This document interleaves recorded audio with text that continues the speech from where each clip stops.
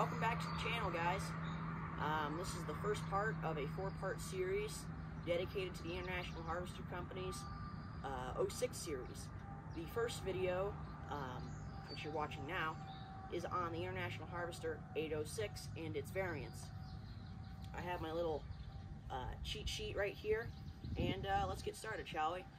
The Farmall 806 was first released in 1963, and it was produced to 1967, a full 4-year production run. How many tractors were built, you might ask? There were 42,957 Farmall 806s built, including Wheatlands, High Clears, LP, gas, and diesel models. The type of tractor that this is, the Farmall 806 was built in 3 models.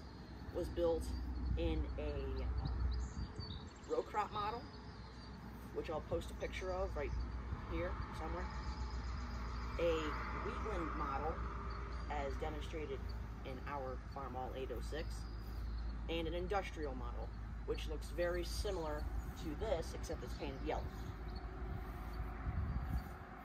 And it's like 2106, something like that. Sorry, it's 1806, something like that. But the engine specifications on the Farmall 806 goes as such. You could order it in 3 engines. You could order it in a International Harvester Company 5.9 liter 6-cylinder diesel engine, which is famously known as the IH-DT361, which is what is in this tractor.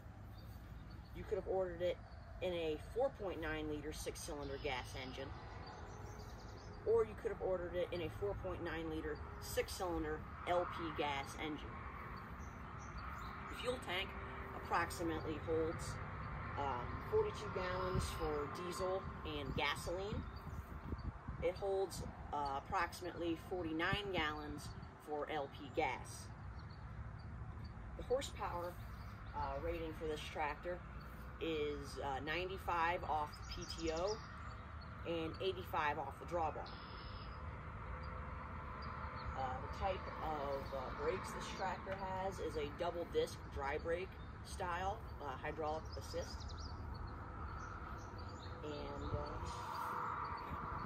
this tractor also came factory stock with power steering, also known as hydrostatic steering.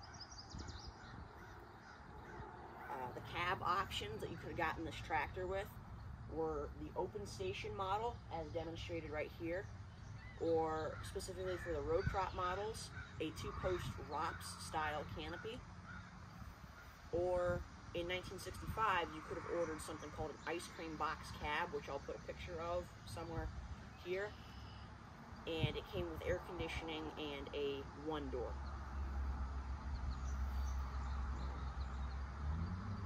Transmission.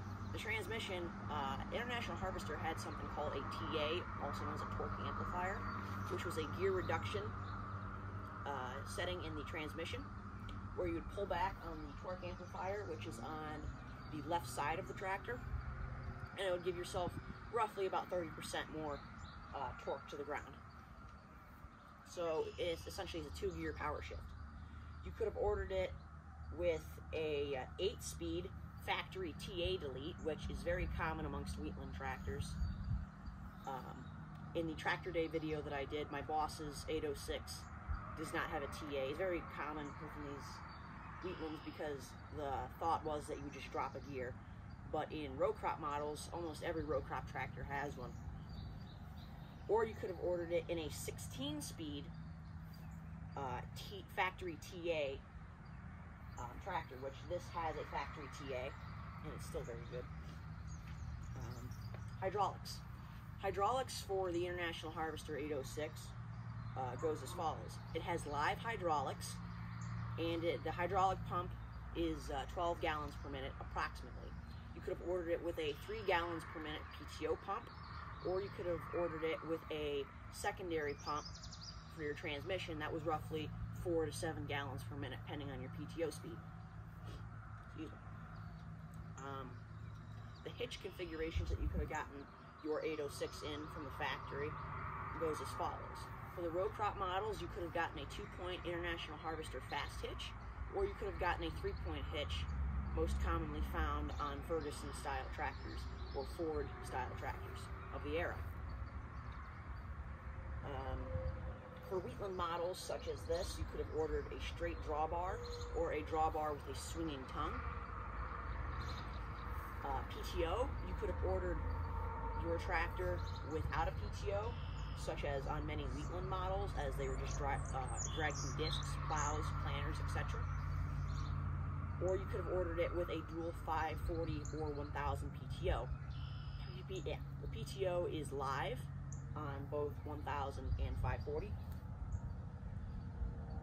And it would be a reduction of an extra $50. It would reduce the price of your overall tractor by $50 if you deleted your PTO from the factory. Your engine speeds. Your engine speed for PTO, 540 PTO speed on this tractor is roughly 2100 engine RPM to 540 PTO speed and 1000 PTO speed. The weight of this tractor unballasted coming off the factory floor is roughly 8,500 pounds, and you could field weight it up to 12,000 pounds. The first serial number of this tractor would be either I-806 or F-806 501, and the last serial number would be I or F-806 34943. And this tractor replaced the International Harvester 660, and it was replaced by the 856. That's its production history, and yeah. What else? Let's just take you around the tractor, shall we? All right, so starting up front, this is the Wheatland model tractor. This should go for industrial and Wheatland models. You could see it has your lights in the grill, as there are not lights in the fenders. Your bar style grill, synonymous with the 806. And this tractor replaced the 660, as the 660 was the largest tractor in the International Harvester lineup in 1963. As this was the largest tractor in the International Harvester lineup in 1963. Later in 1965, International Harvester released the synonymous 1206, which was International Harvester's first 100 horsepower tractor, but that story's for a later date. But if we move along the side, you can see we have our air cleaner hatch. And notice how it says International instead of Farmall. That was a very different thing amongst Wheatlands than it was row crops. Row crops would say Farmall instead of International. And that was just a small little identification difference. And especially down here, it says 806 diesel. And if it was just a gas, it would say 806 and nothing down here. Or it would just say, on the early models, 806 Farmall. Notice in the casting, it has IH for International Harvester. And coming down to the serial tag, this tractor is an early 1963 model. So it is one of the first production tractors. And hopefully you can see that serial tag. It says I-806. And it shows a serial number there. It's an early model. The 2800th model built. And you can see the Wheatland steps right here for your dust guards and your fenders. But we'll be going up the back because that's very dangerous. Because we got to tighten some things down. Climb up your back seat. And, oh yeah, another thing. Notice your drawbar, your swinging drawbar. This was synonymous with Wheatland tractors. You also had this Wheatland deck back here, which I find very spacious.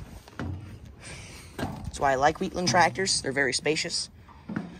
And as you can see, where's the TA back? Put the TA forward. Yeah, so this is your operator station. You have your clutch down here, the 2 brakes, your International Harvester parking brake, if you can see that.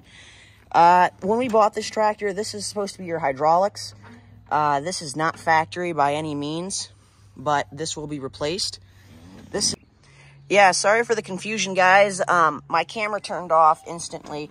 But yeah, this is your PTO lever. We got to bend it back into shape. And to go up to the dash, we have our tachometer right here. We got our throttle, which you have to move it past this bump right here to start it. And then you move your throttle past that bump to kill the engine, turn it off. And we have our parking brake, as I went over. These are notoriously, excuse the noise. We live next to an airport.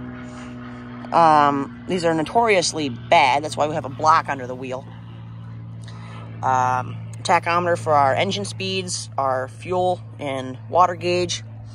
And then onto the TA. We'll pull, it's almost a 2-gear power shift, which, yeah, that's exactly what it is. But what you'll do is forward, you're in your high gear or your high range. If you pull it back, you're in your low gear, which if you get into a pickle in the field and you start to bog, you just pull this back and you'll get a 30%, roughly 30% more torque. And that's what gives you your 16 speeds. As you have a high-low, 1, 2, 3, 4, that's 8 speeds. And then 2, a low-low or a high-low, that gives you your 16. We have high, low, neutral, reverse, 1, 2, 3, 4. And thanks for watching, guys. I really appreciate it. Leave a like, comment, share with anybody you know. That'd be really nice. And tell me if you want to see more, as I have a few more videos planned for the 606, 706, and 1206. Thanks for watching, guys, and see ya.